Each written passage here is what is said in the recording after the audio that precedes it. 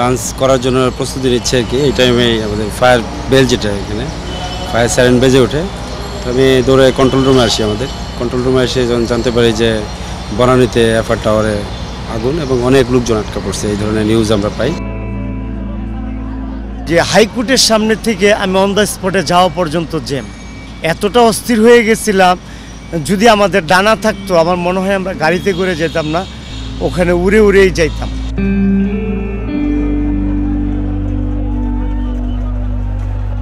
আমি জীবিত অবস্থায় থাকতে যেন একটা প্রাণও না যায়। সর্বশেষ যখন যারা শাউট করতে পারতেছিল যে তাদেরকে বাঁচানোর জন্য, তাদেরকে আমরা প্রথম উদ্ধার করি। এর মধ্যে অনেক মহিলা ছিল, মহিলাদেরকেও আমরা ফার্স্ট প্রায়োরিটি দিই এবং প্রেগনেন্টও ছিল, তাদেরকেও আমরা উদ্ধার করি। উনি যখন জলিল ভাইয়ের কাঁধে উঠলো, উনি কান্না করতেছিল, ওনার চোখ দিয়ে অঝর ধারায় মানে মুখটা কাঁপতেছিল, চোখগুলি দিকে তাকানো যাচ্ছিল না। ওই মুহূর্তে আমার যেটা প্যানিক হয়েছে, তাকে আমার সান্ত্বনা দিয়ে সুস্থ করে তুলতে হবে।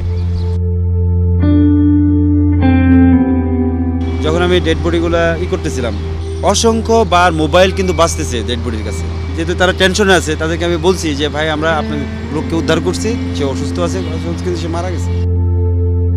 এবং অনেকেই নামাজ পড়ার মতো ভঙ্গিতে ছিল আর কি, মানে সে নিঃশ্বাস নেওয়ার চেষ্টা করছে, শেষ পর্যন্ত সে বাঁচতে পারেনি, ওইভাবেই সে ফ্লোরের মধ্যে মারা গেছে।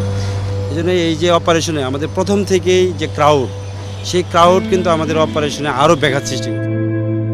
20টা বছরে এরকম অনেক কাজ করছি, তো ওখানে যখন এই সিচুয়েশনে তাদেরকে লাইফ বাইর করতেছিলাম, ভালো লাগতেছিল, নিজের জীবনটাকে উপলব্ধি করতেছিলাম।